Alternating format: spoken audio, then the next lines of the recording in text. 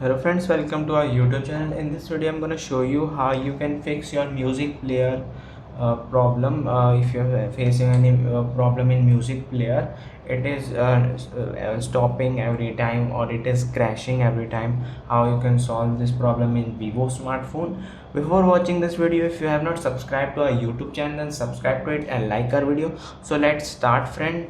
First you have to go to settings option, and then you have to go to apps. Here it is.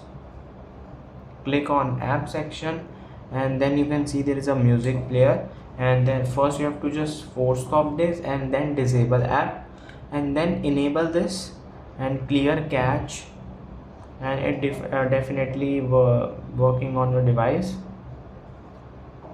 Here it is a music app, and allow this, and now it is working uh, good. I hope you like this video. If you like this video, then subscribe to our YouTube channel for more helpful tips and tricks videos. Thanks for watching.